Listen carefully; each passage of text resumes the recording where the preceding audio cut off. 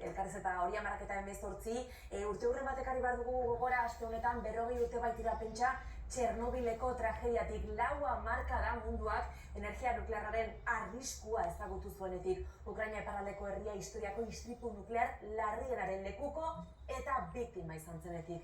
1986ko apirilaren 26 horrek Amaia zalintzarik gabe guzti aldatu zuen. Mehatxu nuklearra egi bihurtu zuelako modurik latzenean.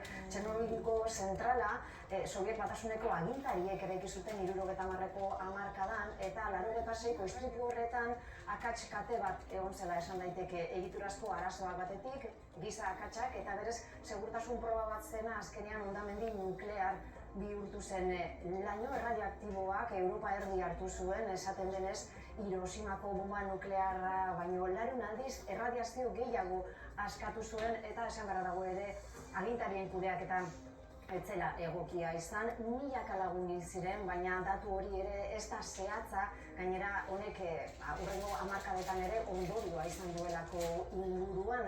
Esan bezala, sekulako istripu nuklearra, gainera 2000 urtera arte etzen Txernobilgo zentrala itxi, babestu zuten sarkofago bat eraiki zioten, baina handik urte batzutara berritu egin behar izan zuten, beste bat jarri behar izan zioten segurtasuna hobetzeko. Eskerrik asko Amaia, lehenengo eta behin koka dezagun Txernobil mapan. Ukrainako Kiev hiriburutik iparraldera dago, 95 kilometrora hain zuzen ere, Bielorrusiako eta Errusiako mugak ez ditu oso urrun. Amaiak esan bezala, segurtasun proba bat egiten ari zirela 4. erreaktoreak eztanda egin zuen eta erradioaktiboa zabaldu. Lehen unean, eztandagatik 2 pertsona hil ziren, baina hurrengo asteetan erradiozio edo bestelakoen ondorioz beste 29 zentu ziren, 31 denera. Hasiera batean, segurtasunagatik eta kutsadura arriskuagatik 77.000 bat herritar atera zituzten ingurutik, baina guztira handik alde egin behar izan zutenak 350.000 bat izan ziren. Baina istripu nuklearraren nondik norakoetan fokoa jarrita, kutsatutako azalera 150.000 kilometro karratukoa izan da, ideia bat egiteko Grezia osoak duen azalera, baino askoz ere gehiago. Adituen esanetan, Hiroshiman eta Nagasakin izandako eraso nuklearretan baino 400 bider erradiazio gehiago izan zen Txernobilen eta 600.000 teknikari inguru aritu izan dira garbiketa lanetan. Osasun ondorioei dagokienez, 0 eta 14 urte bitarteko haurren artean tiroideko minbizia atzeman zieten gutxienez 1.800 umeri horrekin batera, depresio kasu ugari, alkoholismoa eta suizidioa. Hain zuzen ere, Jon Jonak Greenpeaceekin eta Txernobil elkartearekin hainbat arlo jorratu ditu, hondamendiaren inguruan, ekologikoa eta humanitarioa. Jon, egunon? Egunon guztioi. Egun ere esan dezakegu Txernobil egunero daukazula etxean, ez da? Adoptaturiko neska gazte bat tarteko.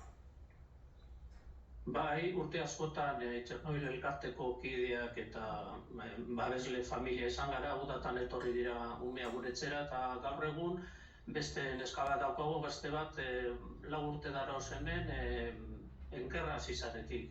Eta hemen daukagu babestuta, adoptatuta, baina gure etxean beste bat da familiakoa.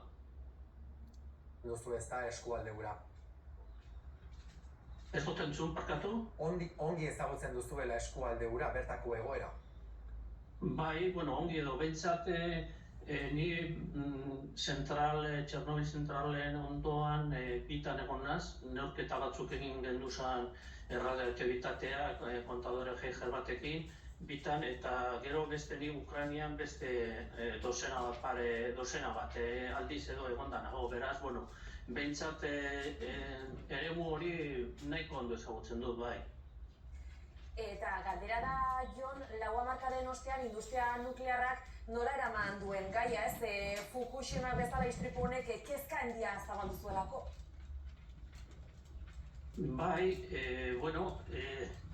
Nire ustez argi dago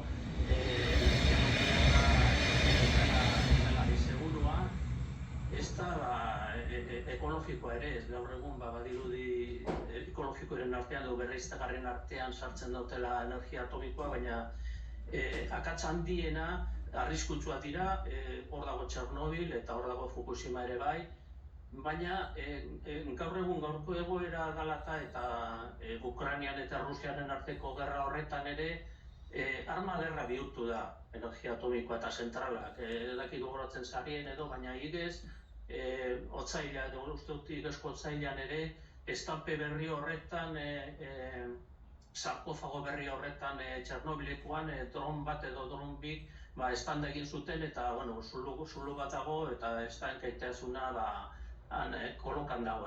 Esan jaso eta badirudi ez dala izuririk, erreaktibitate izuririk izan, baina gerra arma bat bihurtu da zentralak. Eta beste alde batetik gaur egun ere, gehiago entzuten da, Zaporitza aldean dago beste zentral nuklear bat, errusiarra ez, ukrainiarra. Ukrainiak lau zentral nuklearrak ditu, eta Zaporitzakoa Europako handiena da. 6 reaktore dago zan, eta momentu honetan gerra fronte. Txernobil elkarteko kide hoia Jona, barkatu arazo ditugula audioarekin, baina mila esker gurekin izateagatik, Jon.